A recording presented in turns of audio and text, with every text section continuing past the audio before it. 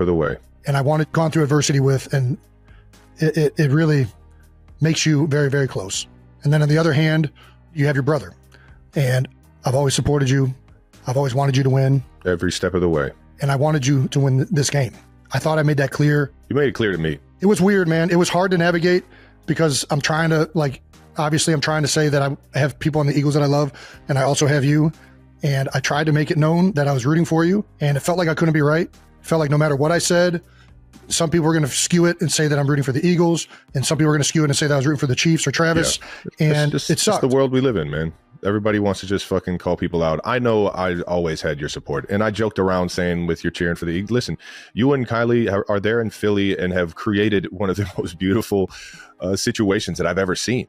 You guys are loved by the community out there. You guys are very much a part of the community out there. Outside of that organization, everything from the foundation stuff that Kylie does, both of you guys do, to the countless amount of hours and years you spent in that organization, giving it everything that you have. You don't have to explain anything to anybody. As long as the people right here, I know who Jason Kelce is, and I know my brother and what his intentions are, and nobody can ever fucking confuse that. And you can't let these jamokes online make you think that you're in the wrong for what you're saying. What you're saying is, I hear it. I hear it loud and clear, and I think the people in the Philadelphia organization understand exactly who you are and what you represent and how you were saying it as well. Yeah. And all that is true. Like, we are still very much attached to this organization, which is why there was part of me that obviously is very happy and proud that they have won this game. But that doesn't take, and that doesn't make you less of a brother. That doesn't make you less of a brother. That doesn't make you. That does not take precedence over rooting for you. Yeah. And that's why this game sucked. It was very, very hard to watch. As much as I love the Eagles, as much as I love the city of Philadelphia, there was not a fucking ounce of me that.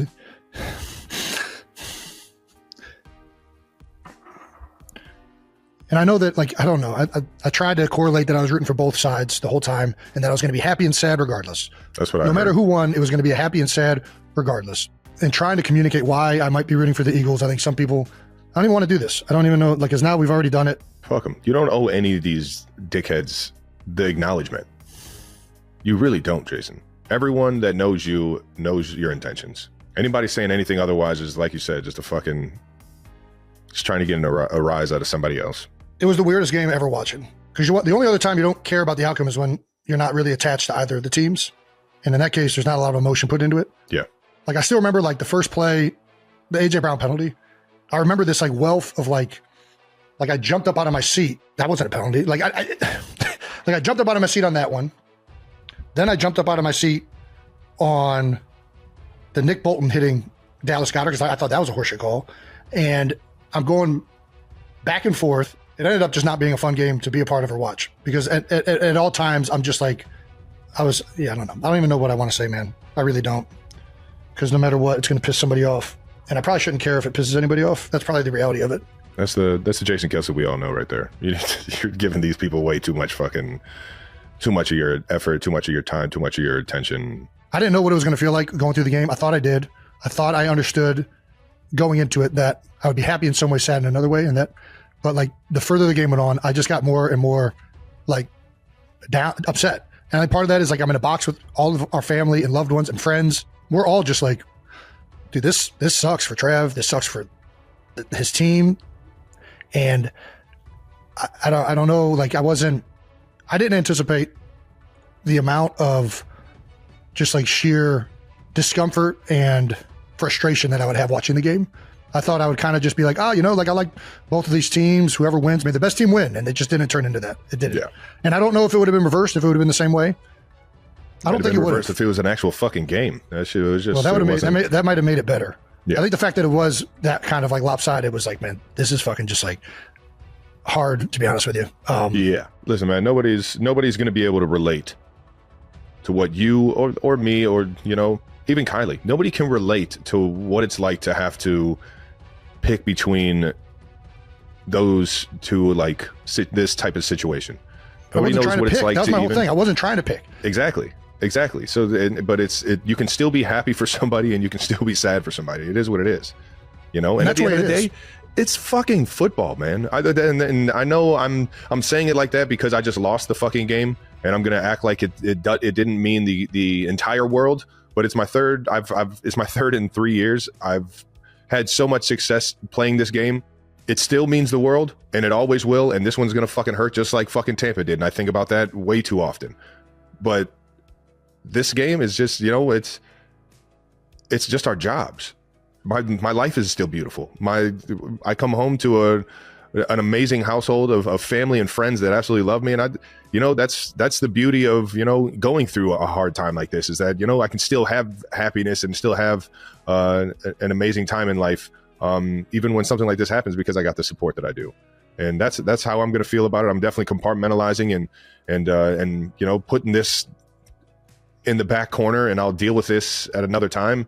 But I'm not going to sit here and act like the world's over because of this thing. And yeah, I would not expect you to. Yeah, I just don't know how to articulate that. Yeah, it's going to sting. I know everybody wants to know whether or not I'm playing next year, and right now I'm just kicking everything down the road. I'm kicking every can I can down the road, and I'm not making any crazy decisions. But right now the biggest thing is just being there for my teammates, and being there for my coaches, understanding that there's a lot that goes into this thing. I've been fortunate over the past 5-6 years. I've played more football than anybody.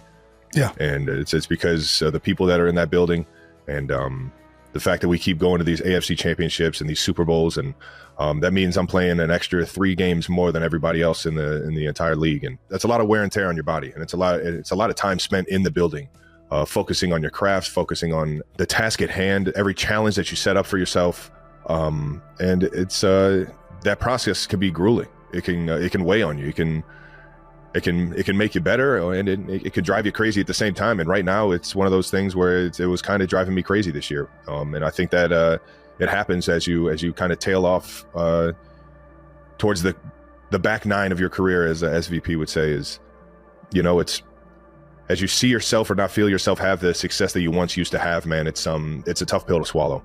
And then on top of that, to not be there in the biggest moments, knowing your team's counting on you, man. Those are all extremely hard things to. It's just a tough reality, and yeah. I think I'm going to take some time to figure it out, and I think I owe it to my teammates that if I do come back, that it's going to be something that it's a wholehearted decision. I'm not half-assing it, and I'm fully here for them, and I think I could play. It's just whether or not I'm motivated or it's the best decision for me as a man, as a human, as a person to take on all that responsibility. You're preaching to the choir, brother. This sucks. The three-peat chasing Chiefs were emphatically denied history by an all-conquering Philadelphia Eagles team who outplayed them in all 3 facets of the game to secure a resounding 40-22 victory. Chiefs tight end Travis Kelce addressed the agonizing defeat in the latest episode of his award-winning New Heights podcast with brother Jason, set to release on Wednesday. In an emotional tease ahead of the show, Travis reflected on the painful defeat, admitting his team ultimately wasn't good enough to get the job done.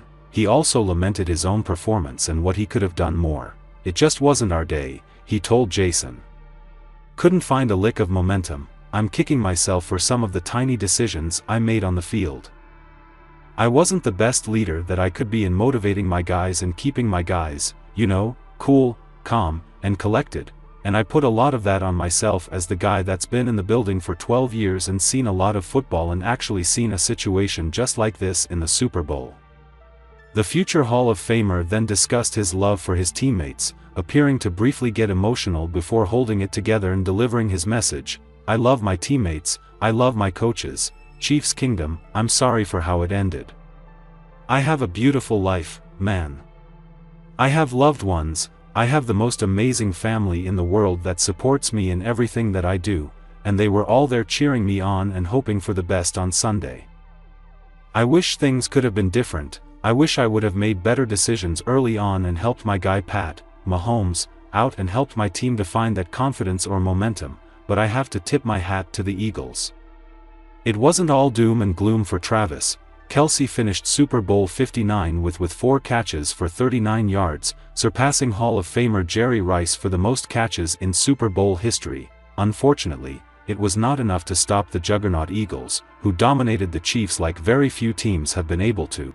"We haven't played that bad all year," Kelce said immediately after the game. "We just couldn't find that spark. couldn't find that momentum. Kelce is coming off the back of career lows since his 2013 rookie season of 823 receiving yards and 3 touchdown catches during the regular season. Speculation is rife the 35-year-old will walk away from the sport this offseason, having already achieved so much while building up a lucrative personal brand thanks to his relationship with Taylor Swift. He did not address his retirement after the Super Bowl, but running mate Patrick Mahomes did, saying Kelce would spend some time with his family and make that decision on his own.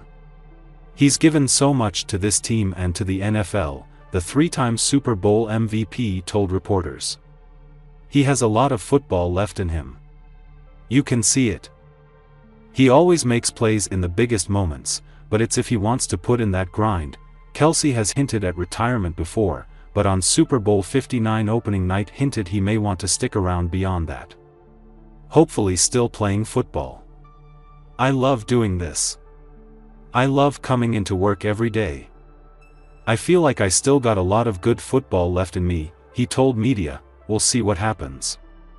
I know I've been setting myself up for other opportunities in my life. That's always been the goal, knowing that football only lasts for so long. With the Kansas City Chiefs losing in Super Bowl 59 on Sunday, talk has already turned to the future of tight end Travis Kelce. He just wrapped up his 12th NFL season, all of which have come with the Chiefs, and turned 35 in October. Kelce is signed with the team through next season, but could of course make the choice to retire if he chooses. Reporters asked quarterback Patrick Mahomes whether he had any indication which way his teammate is leading. "I'll let Travis make that decision on his own, man," Mahomes said. "He's given so much to this team and to the NFL and been such a joy, not only for me to work with but for people to watch. He knows he still has a lot of football left in him. You can see it.